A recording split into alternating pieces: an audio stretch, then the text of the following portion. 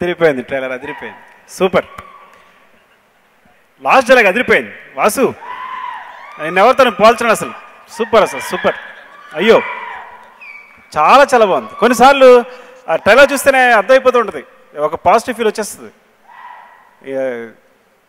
Very good, చాలా చాలా బాగుంది. అందుకే బయట రామ్ గారు కలిసినప్పుడు అన్నారు, సార్ ట్రైలర్ చూసి చెప్పండి అని. చాలా బాగుందని అడిగాను. లేదు లేదు మీరు చెప్పండి ఏదో అన్నారు. సో ముందే అర్థమైపోతుంది, ట్రైలర్ చూసి చెప్పండి అని డైరెక్ట్ ప్రొడ్యూసర్ నోట్లోంచి వచ్చింది అంటే, సో ఆల్రెడీ ప్రొడ్యూసర్ చాలా కాన్ఫిడెన్స్ ఉన్నట్లు లెక్క.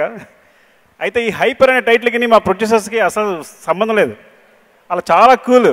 అంటే సాధారణంగా ఒక సినిమా జరగదు కానీ, ఒక ఫ్లాప్ సినిమాకి జరగదు కానీ, ఎక్కడికి వెళ్ళినా చాలామంది అడుగుతుంటారు, సార్ జగడం లాంటి సినిమా తీయండి మళ్ళీ అని అడుగుతూ ఉంటారు. అప్పుడు రామ్ నాకు ఇచ్చిన షాక్ ఏంటంటే, అంటే హైపర్ అనే మాటకి అర్థం ఏంటంటే, నేను అప్పుడప్పుడు సరదాగా ఏదో బిజినెస్ అనుకోండి, రామ్ ఇలా చేస్తే బాగుంటుందని. అది జగ్లింగ్ అవ్వచ్చు, కాయిన్ చేతితో తిప్పడం అవ్వచ్చు. ఒక 10 minutes సినిమా అని చెప్పి ఒక 5 minutes అలా పక్కేళ్ళు నేర్చుకొచ్చేవాడు. అంటే చాలా ఈజీ కదన్నమాట టెక్నిక్స్ అన్నీ. ఎంతో కష్టపడి ప్రాక్టీస్ చేస్తే 3 monthsకి 6 months వచ్చేవన్నీ కూడా ఒక 5 minutesలో చేసి చూపించేసేవాడు. సో ఆ విషయం చెప్పక అంత హైపర్ రామ్. అలాగే 10 yearsలో ఏమాత్రం 9 years అయిపోయిందేమో, 2007 రిలీజ్ 2006. 10 yearsలో రామ్లో ఒక్క చేంజ్ కూడా లేదు ఫేస్లో. ఎలా మెయింటైన్ చేస్తున్నా అర్థం కావట్లేదు. ఒకసారి జగడకి వెళ్ళి చూడండి, ఇక్కడ చూడండి, ఎంత చేంజ్ కూడా లేదు ఫేస్లో. So all the best Ram. ఈ డెఫినెట్గా కొట్టేస్తే సినిమా డౌట్ లేదు, అందరూ కన్విన్స్ విషయం. Vasu all the best. So చాలా చాలా బాగుంది ట్రైలరు.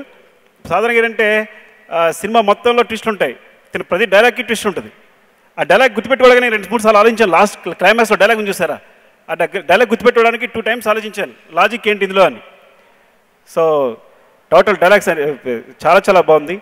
డెఫినెట్గా it's going to very big success. అమ్మాయి సముద్రం లాంటిదిరా, కవ్విస్తుంది, మురిపిస్తుంది. నేను నీకు నచ్చలేదా? ఏముందవరా, దేవతరా తను.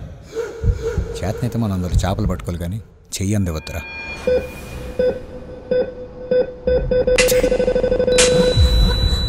రేపు వస్తావు కదా.